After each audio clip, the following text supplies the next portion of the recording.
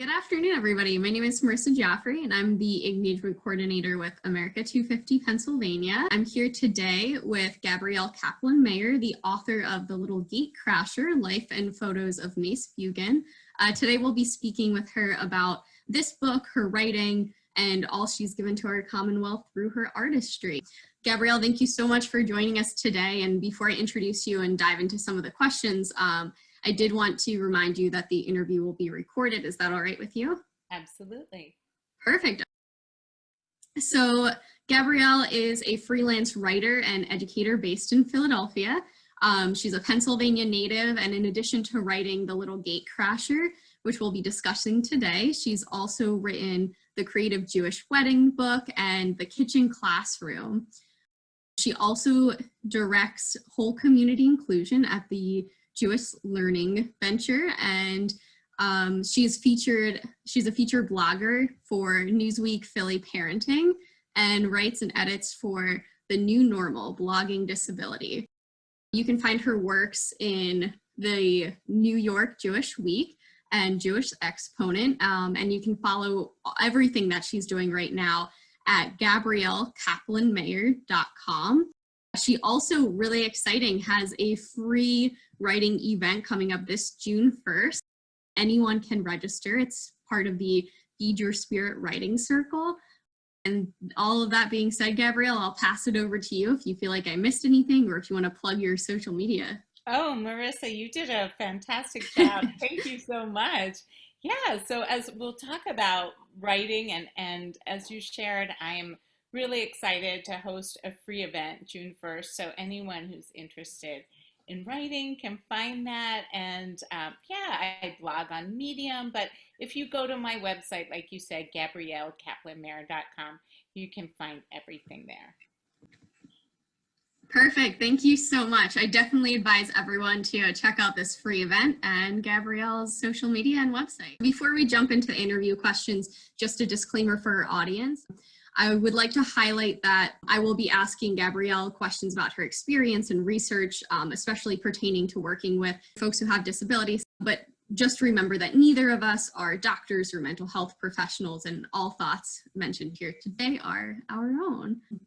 So let's hop into the questions so that we can learn a little bit more about you and your book. Before we jump directly into your beautiful work, The Little Gate Crasher, which is an excellent read. You can find it right on Amazon, everyone. Can you tell us a little bit more, Gabrielle, about how you got into writing? You know, Marissa, I think I was born as a storyteller. I know since I was a little kid, I love listening to stories. My grandmother, who we'll talk about in a minute, my great uncle Mace's older sister, was a wonderful storyteller. She used to read to us, as my parents did, and take us to the theater. And I think I was just enamored of stories and started to put down my own. I actually had a third grade teacher who was the first person in my life who really saw that I had some talent writing. I grew up in central Pennsylvania. I grew up in Hollidaysburg. This was in a little elementary school. There were actually 4 classrooms. It only went up through 4th grade. And when I was in 3rd grade, my teacher gave us a writing assignment, and you know, the kids did what was asked of them by the teacher, and I just sat and wrote and wrote and wrote this story. And she gave me the time and space to do it, and she showed it to my parents, and that made actually, I think, a huge impact on the rest. That one teacher made such a huge impact on the rest of my life. That's amazing. Thank you for sharing that. And we'll shout out your teacher and all the other amazing teachers who really empower their students to go out and do the things that inspire them. Speaking of Pennsylvania, I know that you've moved around Pennsylvania quite a bit in your lifetime. Do you have a favorite place, like a go-to writing place in Pennsylvania where you love to just sit down and ponder and write? Well, right now, you know, I live in Elkins Park, which is in Montgomery County, and it's such a beautiful neighborhood, big trees. I just feel so fortunate to live here. It's an incredibly diverse community of neighbors from different backgrounds and cultures living together. So right now, my favorite writing spot is just right in my backyard. It's terrific to be here in Elkins Park. But as you said, I was actually born in Harrisburg, and then we moved further into central Pennsylvania in Hollidaysburg, which is near the Altoona area.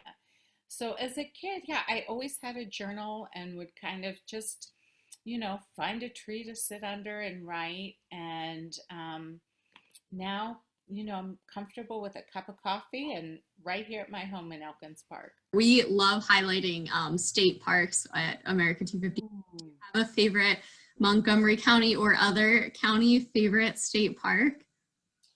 Well, it's interesting. I actually don't think it's a state park. I think it's run by the city, but my family loves, the Wissahickon Park in Philadelphia, which is not far from my house. But, so many walks in Valley Green and all through the Wissahickon, especially. I'd say it's like really one of our favorite walking sites. Um, we have we have a great dog now who's a Saluki. We used to have a yellow Labrador, Hank, and he loved to go swimming. So we would always look for those spots where we could kind of take a hike and find water. And so we have many wonderful memories from walking in the Wissahickon, especially the Valley Green part of the park. Definitely, I'm a big fan of Wissahickon Park. Can you start by telling our audience here today a little bit about your great uncle Mace? Sure. So, my great uncle was born in 1915. My great grandparents were both immigrants. They were Russian Jewish immigrants, as many in that time period who came to the United States looking for a better life. And they had five children. As I said, my grandmother was Mace's older sister. And when Mace was born, shortly after his birth, a doctor noticed, well, really his mom, my great grandmother, first noticed that maybe something was not formed the same as her other babies when she felt his back, when she felt his spine. And a doctor soon saw that he had a form of dwarfism. And what that meant for Mace was that he, only grew to be so tall. There are a lot of photos in the book that show. There's one I love where he's standing with me and my older sister. She's 4 years old, and I'm 2 years old, and he's right in the middle of us. At 4 years old, my sister was taller than he was. At 2 years old, I was just a little bit smaller than him, and we're, typically growing kids, so that gives, I think, a visual sense of exactly how tall he was. Um, and he also had a hump on his back. And so many people with dwarfism do have a lot of pain because, the head is a typical size, but the torso is smaller. And so when you think about all the organs internally that live inside of us that are sort of squeezed, as well as some of the bone structure that can be compressed, it can be a painful condition to live with. And of course, in those days, doctors really knew nothing about it. Many people in those days who were born with any kind of physical difference, let alone a cognitive difference, were sent away to live in institutions. And my great grandparents did not have that belief at all. They raised Mace in the same way that they did with their other children. Um, Encouraging education and making sure that he graduated from high school and was treated just like part of the family. And what I write about in the book was not only that, he became a very successful, businessman, but that he had this like really magnetic, you know, oversized personality, if you will. And he developed this zest for adventures. He loved pop culture. He loved celebrities. He loved athletes. He loved musicians. And he went on all kinds of quests to get himself photographed, as I call them. You know, Mace was the first selfie artist because he put himself in these photographs. And so in the book, we have really like it's a tour through popular culture from like the 1940s through the 1970s. So he was an amazing person, and that's why I wanted to capture his story for the world. But for me personally, he was just an amazing uncle. He made all of us kids feel so loved and so special. I can tell how strong the bond was, especially between your grandmother and Mace. So I'm not at all surprised that, she Yeah. was able to help him through so much. And it seems like he was able to help her through much. I love that you brought up the picture of Mace with you all. It's one that I bookmarked. Yeah. So there you can see Gabrielle Yeah, and you can and the really see family. Marissa because he's older in that picture and how he's leaning on the cane and how much his spine was curved at that point. And yet he was unstoppable. He was driving everywhere, going, doing more than most people I know today. The book, and you mentioned his taking selfies, which seems like it really became a huge part of his identity almost. The book is just full of Mace taking these original selfies before they were cool with politicians and celebrities and artists and musicians. Do you have a favorite Mace selfie?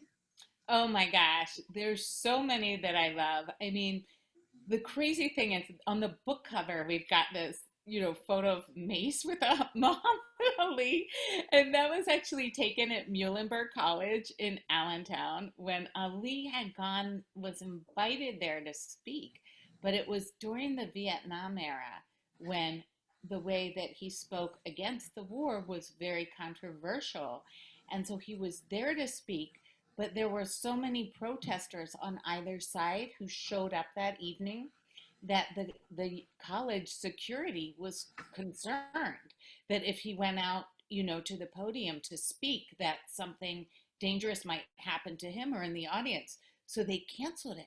So they were ushering Ali out back to get in his car and to get away to safety.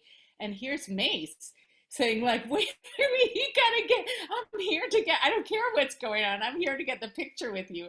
So it's a little funny, Muhammad Ali looks a little like shaken up, a little like, deer in the headlights there in the photo, but Mace got his picture. So that might be one of my favorites. I love too how you mentioned your book. I thank you for sharing this story with this particular picture. And I know Yeah. one thing you mentioned in your book too is that there is a funny or absurd or sweet story behind every picture, and There really is. about how everyone in town loved coming in to see Mace at work and see Yeah. new pictures were on the board behind him. Yeah, it was before we had social media, before we had digital cameras, and seeing new photos was very novel and exciting. And as I said, Mace always figured out ways to adapt, Marissa. And like, here I am, my phone is sitting right here. It's so light to hold, to have a camera in my pocket. For him, he loved technology, but those Kodak cameras, personal cameras, were very heavy. If you think of the first cameras in the 30s and the 40s. And so he would carry it around, but even that was a challenge for him. Yeah, for sure. One thing I think kind of related to this all too is I know you kind of explain why you chose the title in the book.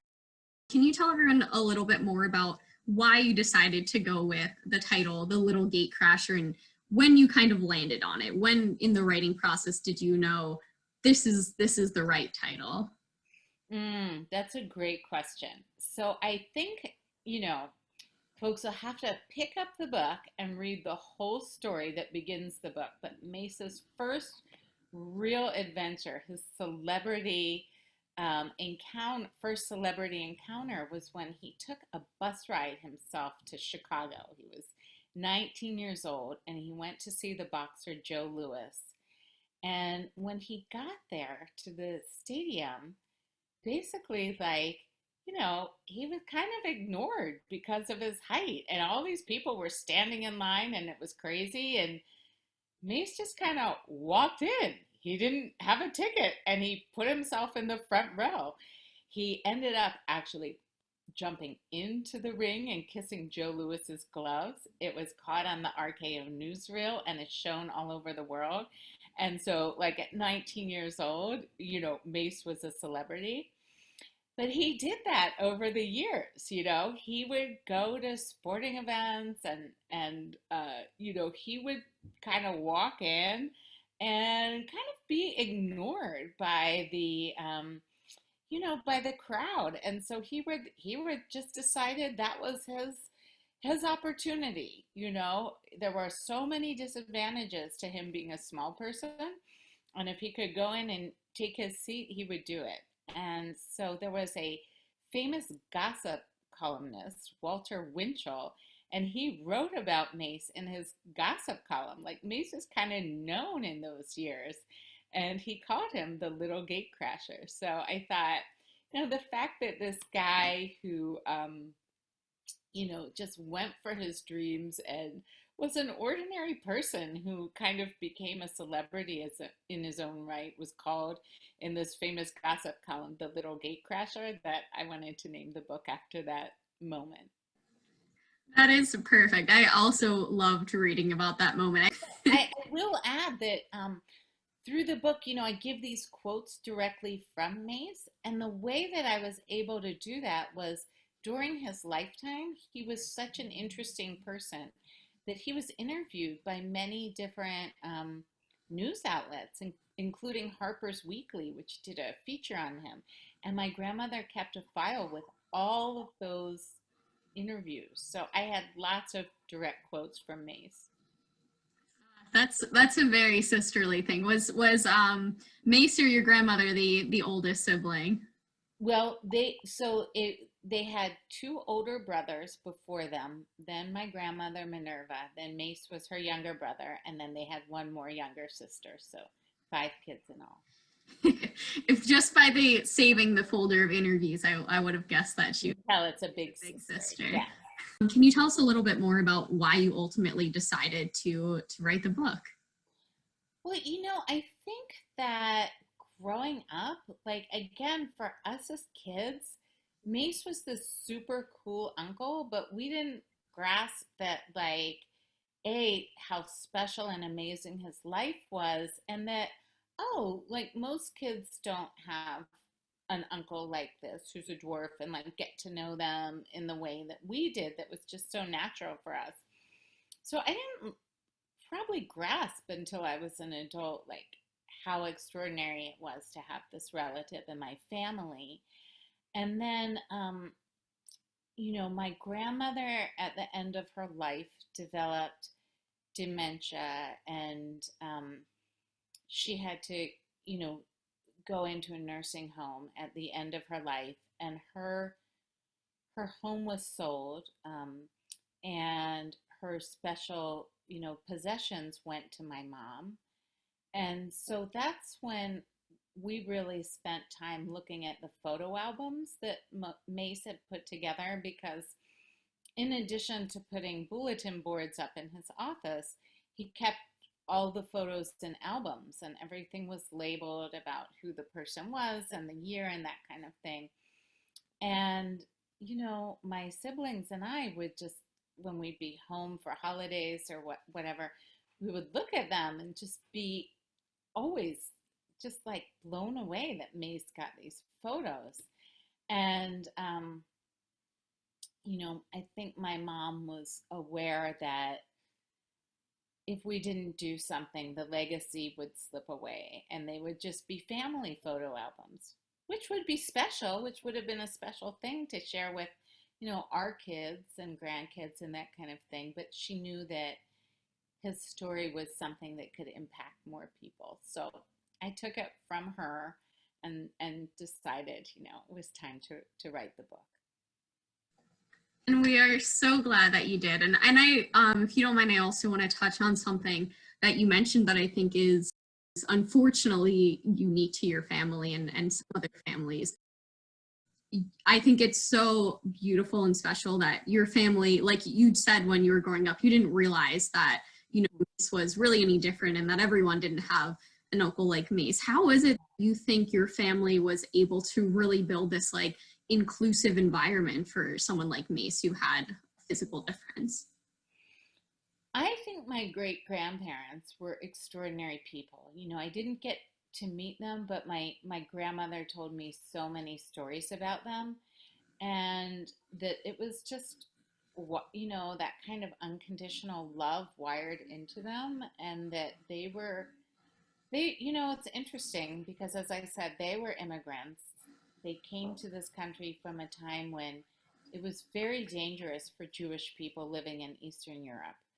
Very, very dangerous. And they were so grateful to be in this country, and of course, I think about all the immigrants today and the people who are trying to flee from places that where their lives are in danger. And I think they had a real gratitude that they had arrived to a place that would be safe to raise their family. So this idea that because one of their children had a physical disability, that like he shouldn't get to go to school or he shouldn't get to pursue his American dream, like that was just not on the table for them. And so, because his parents treated him that way, his siblings all treated him that way. And, my mom was his niece and she grew up treating him that way. So it just wasn't even like, I don't know, wasn't a thought that there would be stigma or discrimination or anything like that. Which is even more amazing, when you look at life in the 30s and 40s. And I think what is so phenomenal about Mace too, and again, I cannot stress enough that everyone needs to pick up this book and read it. Just outside of, you mentioned so many times, and it seems like something Mace wanted to make a big deal of too, is he wanted to be special aside from the reason that everyone wanted him to be. And I think he had the confidence, I don't even know what to compare it to, because I know. It's a general huge confidence. So I think he can be such a big role model to folks with and without disabilities. Can you talk a little bit more about how you think he should be a role model of confidence for all young people? Yeah, well, it's really interesting because, like he said in one of his interviews, I put in the book, that he couldn't be on the sports team. He couldn't be the football hero, because in those days there were no kind of accommodations or imagining that, a kid with a difference could participate in that way. So he figured, I've got to make my own way. And I think for young people, that's really important to say there's not one way to be successful. For me, I was certainly not someone who was particularly popular in school, being interested in writing and that kind of thing is not like being the star athlete, but like everyone's gotta find their path and pursue your dreams and what makes you happy. And for Mace, I mean, the other part, Marissa, is that truly, and I touch on this in the book, society around him was cruel. It is hard for me to fathom what it would be like going through daily life with people staring at you, sneering at you, laughing at you, calling you names. And he developed a thick skin. He knew that that was not who he was inside. And I think that's a tremendously challenging thing to have had to overcome. And like you said, he just had a spirit. He did not let that stop him. And I'd love to also talk kind of generally about school and education. So I know You and I both, as we talked about before, have both been fortunate enough to have some really great educators that have changed our lives and encouraged us to go out into the world and do what we want to do. And it didn't seem like Mace always had that same experience in school. I mean, just like generally talking about our education system, school can be really brutal especially on students with disabilities. And we know from your book that Mace was no doubt a very, very bright man, though the 1930s education system was not at all kind to him. And I just wanted to read a quick passage from your book. Really, really stuck out to me in a section that I think can be hard to read about. So on page 62, you write, long before the Americans with Disabilities Act of 1990 brought accommodations of all kinds, Mace evened the playing field in his own way. So for folks watching at home, especially for those parents of students that are struggling in school or students that have some kind of like physical or learning difference, can you elaborate on that a bit more? Absolutely. I mean, we are really blessed in the time that we live in.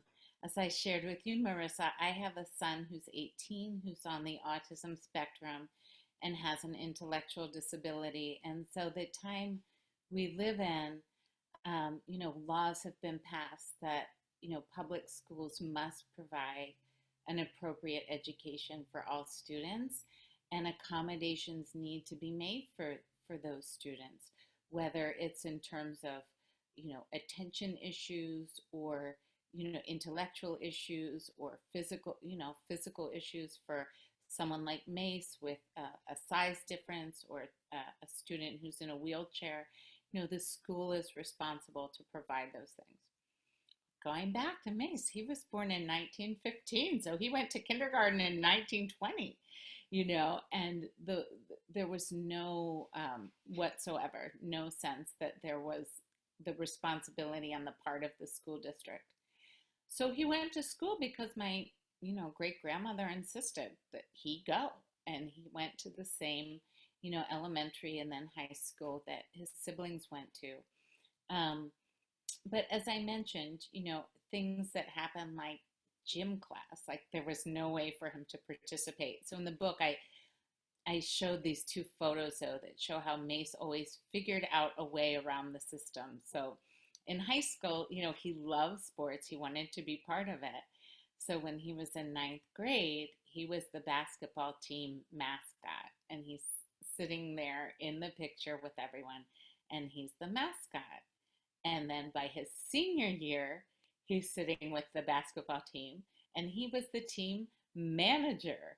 So no one did that for him. He moved himself from mascot to manager. But fortunately now, parents do have rights to get their children the accommodations that they need. We still have to fight for them. It's not always easy, and they're not always clearly given, but the law does exist to support that fight at least. Yeah, for sure. We have a lot of work to do, but it's really hopeful and inspiring, I think, to read about Mace in the 1930s, an earlier and later education system, and how he was able to be this huge advocate for change at a time when our nation wasn't looking for any change. And when we are thinking about like society today, I notice, there's a general level of discomfort when it comes to interacting with folks with disabilities, both physical and mental. It's something, for instance, that I noticed in a huge way when I was a middle school classroom teacher. Do you have any advice for just the general public about how we as society and as a nation can come together to become just overall more welcoming, accepting, and generally more accommodating of those with disabilities? Yeah, thank you, Marissa. I think one, we want to start with some basic information, which is to say that, 1 in every 4 to 5 people has some kind of disability, whether it's physical, like Mace had, a developmental disability, a mental health challenge, a learning disability, multiple disabilities. So it's not an uncommon thing. So we should be a whole lot more comfortable. It crosses every background, crosses every political party, every culture, every faith tradition, um, every gender, in every part of our humanity are people with disabilities, people who are very wealthy, people who are struggling and living at the poverty level. There are people with disabilities. So, I think the problem is kind of like I spoke about Mace and the time he was born into. For so long, people with disabilities were put away and really made into an other class of people. And so even though laws have changed and the ADA, like read that passage from the book that was so essential, um, there's still the legacy, right, of all that time of people being othered, and like families having shame and stigma, and that's again why I think my great grandparents were so extraordinary. They didn't accept that shame or stigma. Um, and so I think we just have to do more learning and talking about it. And that was part of the hope of writing the book, that people would pick it up and, maybe they have never met someone with dwarfism, but now they can get to know one human being, Mace, and have more sensitivity to others. In our popular culture, in TV, in movies, I know there's a lot of work right now to actually like allow actors who have disabilities to be um, portraying themselves. That's a pretty new and recent thing. So we're just on the cusp, but I do hope that the book could make a difference in that way. What about some advice to, people out there that are struggling with some sort of like learning difference or physical or emotional disability that maybe don't have a family as supportive as yours is and as Mace's was? Any advice for those folks out here who might stumble upon this interview? Oh, yeah, thank you for sure. I mean, I would say you deserve community, you belong in community, and look for, I know like there are a lot of disability rights groups around, and Philadelphia has a disability pride parade every year. I think last year, because of COVID, it was all virtual type of events, but like that's a really exciting group. And I would say look for those groups where you can find community, with other people who are working towards a more inclusive society. Thank you so much. And to anyone that's watching out here, regardless of your background, condition, whoever you are, wherever you are, know that we see you, we appreciate you, and we know that you are worthy and deserving of everything you set your mind to. So as we begin to wrap up, Gabrielle, I'd love to hear one more Mace story. I loved all of them that you included in your book. So all of this really just showed this like lovable and like goofy personality that Mace had, and how he was able to really make the best of every situation he was in. Do you have a favorite, like an all-time favorite Mace story that you'd like to share? Yeah, I write about this in the in the book, and I guess I have to go back to Muhammad Ali, because he was like such a towering figure. And to imagine someone like Mace, like, just feeling like, he could do what he wanted to get his photos with Ali. So I shared at the beginning of the interview about the photo on the cover when Ali was about to speak at Muhlenberg College. And then years later, I don't remember the exact year, I have it in the book, when Ali was coming back as a fighter and needed a very secluded place to train, and was training, out sort of in the Pocono region of Pennsylvania, and had his training camp set up there. And it was very remote, so that he wouldn't be bothered by someone driving up to his place and trying to get an autograph or a photo. But Mace at that time was mentoring a bunch of teenagers from his synagogue in Easton, Pennsylvania, where he lived. And he loved to take the kids to baseball games, and he'd always get them their autographs. And the boys knew that Ali, it was only like an hour and 20 minutes or so drive from Easton. And so they kept begging me to take him to try and find the training camp. So, I mean, Marissa, I have no idea how he would have had a map, how he would have found it. Like, how would he have known where to go? But he put the boys in his car. He drove up there. By the way, for anyone who's listening, Mace got his driver's license and always had specially designed cars with pedals that to work for him, which I write about in the book. So he drives up there. They get to, the training camp. And of course, Ali had a bodyguard outside. And the bodyguard is coming up to Mace's car and saying, "You have to turn around and get out of here." And Mace is putting up a racket and saying, "No, I drove these boys. I know him. He'll remember me. We took a picture together." And he's making so much noise that Ali actually came out of his house. He's in a bathrobe. He recognized Mace from that moment they had together at Muhlenberg College. How would he forget it? And he invited Mace and all the boys to come in. It was really early in the morning when they set out there. And his cook made them all breakfast. And can you imagine that memory for those teenage boys? So that might have to be one of my favorite stories.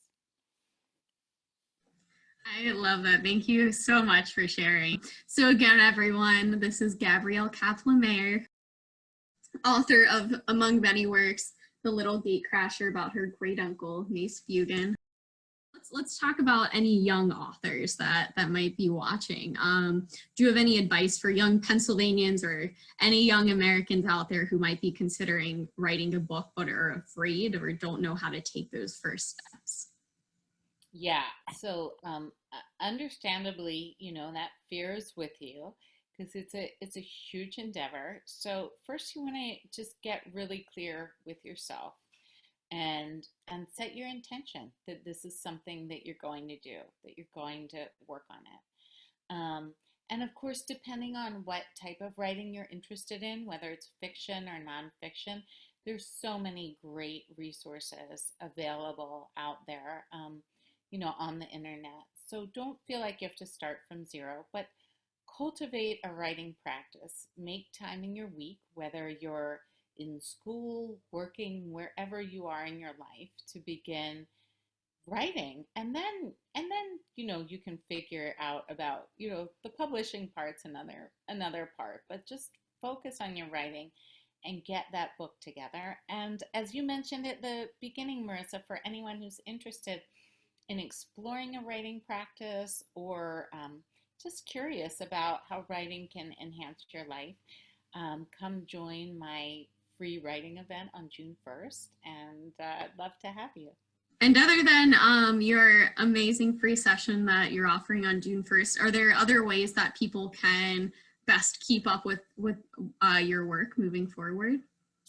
Yeah, so if absolutely come to the website, like I said, GabrielleKaplanMayer.com, and there's a link to my blog on Medium where I write almost every week. Love you to follow me there. And the Facebook is just all one thing, Little Gatecrasher. And come like the page, and I post everything I write there at the page.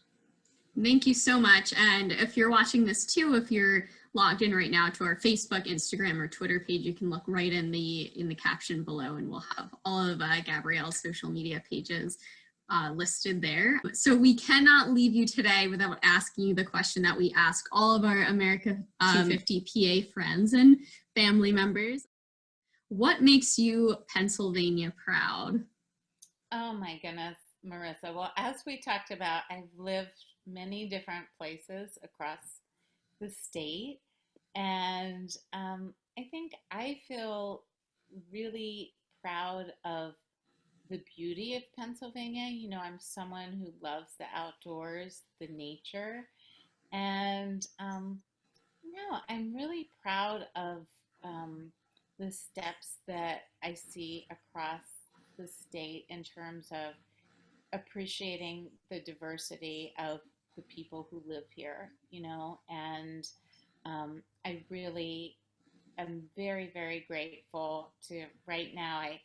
I love living in Montgomery County and in the Philadelphia area, and I'm proud of the cultural opportunities that I can raise my children with by living in this great city. So I think Pennsylvania has so much to offer everyone. I couldn't agree more. So again, we just want to, from the bottom of our hearts at America250PA, thank you for sharing your book and your story. I am really proud just to say that I know Mace, if even just through the pages of your book. So thank you for bringing him to us as an example for just everyone in life. His commitment to service, to serving the people around him, just to bringing joy and laughter to the people around him is amazing. And it seems like something that runs in the family. So thank you again for being here today and for everything that you give back. Thank you, Marissa.